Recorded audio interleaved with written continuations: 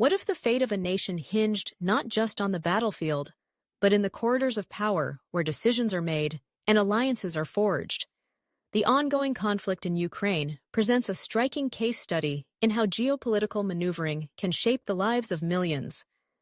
As the world watches, the question looms, is there a possibility for a ceasefire? And what might that entail for Ukraine's territorial integrity? This inquiry not only probes the immediate implications of such negotiations, but also invites a deeper exploration of the historical context and strategic interests at play. Welcome to a crucial analysis of the current geopolitical landscape surrounding the Russia-Ukraine conflict. Today, we will dissect the complex web of intentions and strategies that define this significant event, examining the motivations behind President Vladimir Putin's recent overtures for a ceasefire and the potential territorial concessions he may seek from Ukraine. This analysis aims to provide sharp insights into the ramifications of these developments, considering the perspectives of various stakeholders involved. By the end, we hope to illuminate the intricate dynamics at play and encourage a broader discussion about the future of international relations in this context. As we delve into the heart of the matter, it is essential to acknowledge the backdrop against which these events are unfolding. The conflict in Ukraine, which began in earnest in 2014 with the annexation of Crimea, has escalated into a protracted war that has drawn in global powers and reshaped the geopolitical landscape of Eastern Europe. The ongoing military engagements have not only resulted in significant human suffering, but have also prompted a reevaluation of alliances and strategies among nations. Recent reports indicate that Putin is exploring a potential ceasefire, a move that many analysts view as a double-edged sword. On one hand, a ceasefire could provide much-needed relief to war-torn regions and open avenues for diplomatic dialogue. On the other, it raises the specter of territorial concessions that could undermine Ukraine's sovereignty and embolden aggressive tactics by Russia. The stakes are high, and the implications of these negotiations extend far beyond the immediate conflict. To understand the current dynamics, we must consider the historical context of Russia's actions. The Kremlin's strategy has often been characterized by a blend of military aggression and diplomatic maneuvering, aimed at reasserting its influence over former Soviet territories. The annexation of Crimea was not merely a territorial grab, it was a calculated move to disrupt the balance of power in the region and signal to the West that Russia would not shy away from using force to achieve its objectives. In the present day, the notion of a ceasefire is laden with complexities. Putin's overtures may be seen as an attempt to consolidate gains while presenting a facade of diplomacy to both domestic and international audiences. The Russian leadership faces significant pressure, both from within, where public sentiment has been shaped by years of state-controlled narratives, and from the international community, which has imposed sanctions and rallied support for Ukraine. The potential for territorial concessions emerges as a critical point of contention.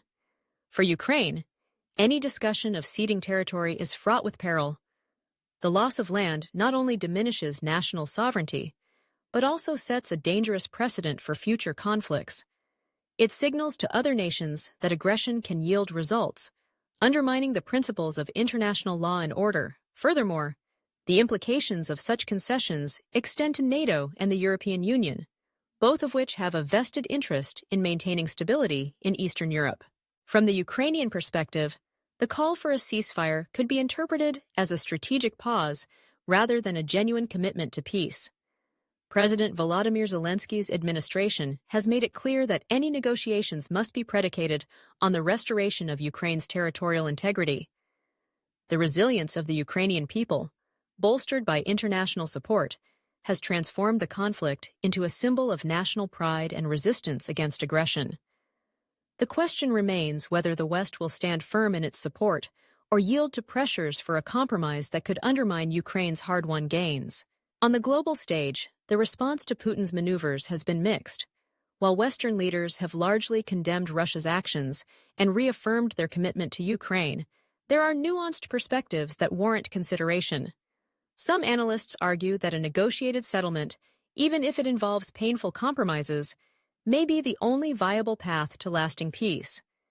This viewpoint suggests that in the realm of international relations, pragmatism often trumps idealism, and the complexities of realpolitik necessitate a willingness to engage in difficult discussions.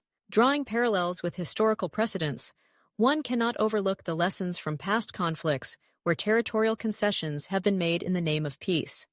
The Treaty of Versailles, for instance, sought to bring an end to World War I, but ultimately sowed the seeds for future conflict due to its punitive measures against Germany. Similarly, the Munich Agreement of 1938, which allowed Nazi Germany to annex parts of Czechoslovakia, is often cited as a classic example of the dangers of appeasement. These examples serve as cautionary tales, reminding us that the pursuit of peace must be balanced with the imperative of justice and the protection of sovereignty.